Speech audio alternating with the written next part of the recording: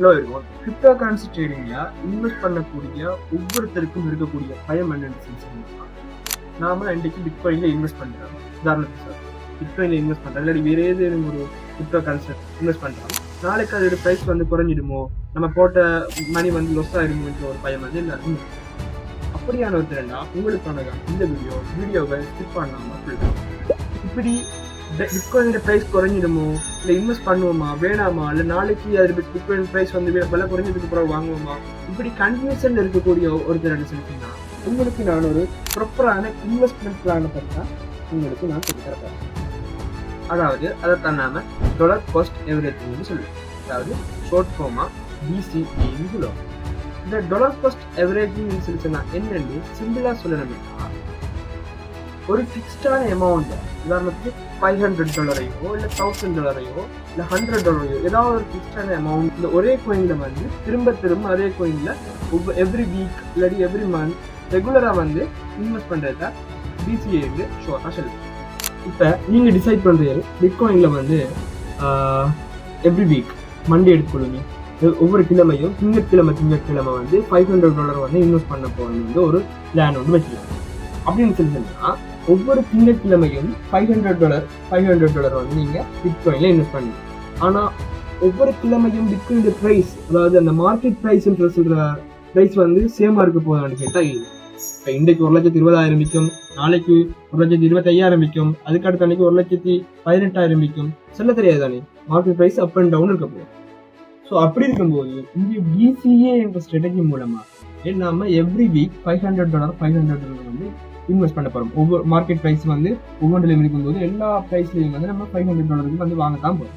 சரியா? அது எப்படி ஒர்க் ஆகும்னு பார்த்தோம்னு சொன்னா, உதாரணத்துக்கு இந்த சார்ட் எடுத்துக்கொள்வோம். சரியா? இதுல 2018 ஆண்டு, இதுல 2018 ஆண்டு ஒரு பிட்காயின் பிரைஸ் $13,400. சரியா? $13,400. இப்ப இங்க எவ்ரி வீக் நீங்க $500 இன்வெஸ்ட் பண்றதா தானே இருக்கிறீர்கள். அப்படி இது கூட 2018 ஆண்டு ஜனவரி 1ஆம் தேதி நீங்க $500 பிட்காயின் வாங்குறீங்க. எவ்வளவு உங்களுக்கு பிட்காயின் வாங்கப்பட போகுதுன்னு சொன்னா, அதாவது $13,400 விற்கும் போது நீங்க $500 நீங்க பர்ச்சேஸ் பண்றீங்க. 0.037 பிட்காயின் வாங்கப்படுது. சரியா? இப்படி எவ்ரி வீக் நீங்க வாங்கப்படுது. அதுக்கடுத்த வீக் அதாவது ஜனவரி 8ஆம் தேதி திரும்பி ஒரு $500 வாங்குறீங்க.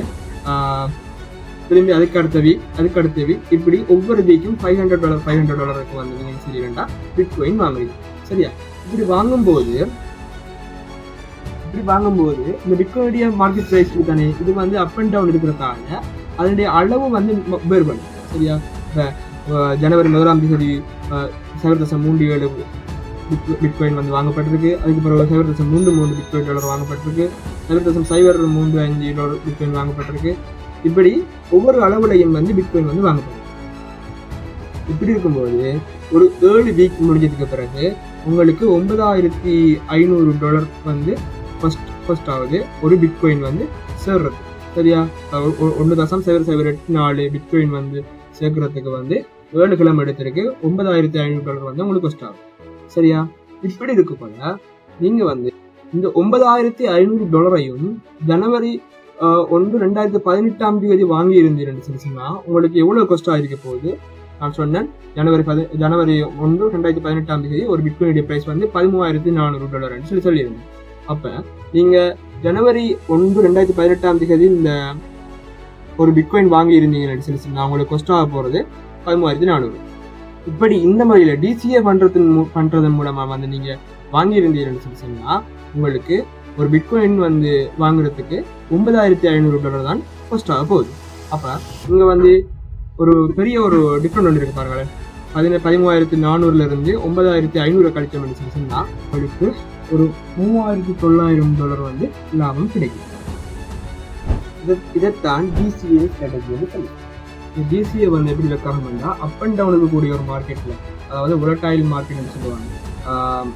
ஒரு பிட்காயின் பிரைஸோ இல்லை ஏதாவது கிரிப்டோ கரன்சியோட பிரைஸோ இன்றைக்கு அப்பில் இருக்கு, நாளைக்கு ப்ரைஸ் குறையிறது, அதுக்கடுத்து அன்றைக்கு இன்னும் குறையிறது, அதுக்கப்புறம் நல்ல ஹைப்பில் போகிறது, இப்படி அப் அண்ட் டவுனுக்கு கூடிய மார்க்கெட்டில் இது பெர்ஃபெக்டாக ஒர்க் ஆகும். சரியா? இது ஒரு சிஸ்டமேட்டிக்காக ஒரு டைம் பேஸ்டில் ஒரு எமோஷனில் நீங்கள் பயம் இல்லாமல் ஒரு எமோஷனலை கண்ட்ரோல் பண்ணக்கூடிய ஒரு ஃப்ரீ இன்வெஸ்டிங் மெத்தடாக வந்து இது இருக்க போகுது. அப்போ இந்த டிசிஏ ஸ்ட்ராட்டஜி யூஸ் பண்ணுறதுனால வந்து உங்களுக்கு ரெகுலரான இன்வெஸ்ட்மெண்ட் மெத்தடாக வந்து இருக்குது. அதோட வந்து லோ ப்ரைஸில் வந்து ஒரு கோயின் வந்து லோ ப்ரைஸுக்கு போகும்போது அதிகளவான கோயினை வந்து நீங்கள் வாங்கக்கூடிய சான்ஸ் இருக்கு. அதோட ஹை ப்ரைஸுக்கு போகல, அந்த கோயின் விலை வந்து ஹை ப்ரைஸுக்கு போகல, குறைந்த அளவான கோயின் வாங்குறதுக்கு தான் சான்ஸ் இருக்குது. அதோட இது எமோஷனல் எல்லாத்தையும் வந்து கண்ட்ரோல் பண்ணக்கூடியது. இப்படி ரெகுலராக நடக்கிறதுனால அவங்களுக்கு ஒரு பயம் ஒன்று இருக்காது. இந்த கோயிலுடைய ப்ரைஸ் கீழே போனால் நம்ம லெஸ் ஆயிருமோன்ற ஒரு பயம் இருக்க மாட்டான், ஓவர் திங்கிங் இருக்க மாட்டான். இது வந்து ஒரு எமோஷனல் கண்ட்ரோல் பண்ணுற ஒரு ஸ்ட்ராட்டஜியாக வந்து இது வந்து இருக்கும். அதோட இந்த டிசிஏ பண்ணுறதுக்கு வந்து எல்லா கோயினும் வந்து பொருந்துமா கேட்டால் வந்து நான் அதுக்கு சஜஸ்ட் பண்ண மாட்டேன். ஏன் நினச்சிருக்கேன்னா ஸ்ட்ராங்கான கோயின்களில் வந்து இந்த டிசிஏ பண்ணுறது வந்து பெஸ்ட் ஆப்ஷனாக இருக்குது. உதாரணத்துக்கு பிட்காயின், எத்தீரியம், சொலானா இந்த மாதிரியான கோயினில் வந்து இன்வெஸ்ட் பண்ணால் உங்களுக்கு அது டிசிஏ வந்து சூப்பராக வந்து ஒர்க் ஆகும். ஸோ ஃபண்டமெண்டலி ஸ்ட்ராங்கான கோயினில் வந்து இன்வெஸ்ட் பண்ணுறது எல்லோருக்கும் நல்லதாக இருக்கும். ஸோ நான் சொன்ன மாதிரி இந்த டிசிஏல எவ்ரி வீக்கோ இல்லை எவ்ரி மந்த்தோ நீங்கள் ஏதாவது ஒரு நோட் புக்லையோ இல்லை உங்களோட ஃபோனில் டைம் செட் பண்ணியோ ரெகுலராக வந்து இன்வெஸ்ட் பண்ணிட்டு வரலாம். அப்படி இல்லைன்னு சொல்லி சொன்னால் இந்த பைனான்ஸ், கோயின் டிசிஎக்ஸ் இந்த மாதிரியான பிளாட்ஃபார்மில் வந்து ஒட்டோவாகவே இன்வெஸ்ட் பண்ணுறதுக்கூடிய ஆப்ஷன்கள் இருக்குது. ஒட்டோ இன்வெஸ்ட்மெண்ட் ஆப்ஷன் இருக்குது. அதை வந்து நீங்கள் எனேபிள் பண்ணி வச்சு ஒட்டோவா வந்து ஒரு கோயினில் இன்வெஸ்ட் பண்ணுறதுக்குரிய அந்த செட்டப்பை வந்து செஞ்சு வரலாம். ஸோ இதில் எந்த சஜஷன் எப்படி என்னன்னு சொல்லி சொன்னால் ஃபிக்ஸ்டான அமௌண்ட்டை ஒரு கோயினில் வந்து எவ்ரி மந்த் ஒரு அடி எவ்ரி 2 வீக்கு ஒருக்கா வந்து இன்வெஸ்ட் பண்ணிகிட்டே வாங்க, சரியா?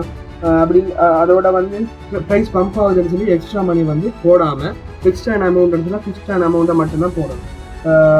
அடுத்த என்ன சொல்றதுலாம் ஒரு அட்லீஸ்ட் ஒரு 1 இயருக்காவது நீங்கள் இதை வந்து ட்ரை பண்ணி பாருங்கள்.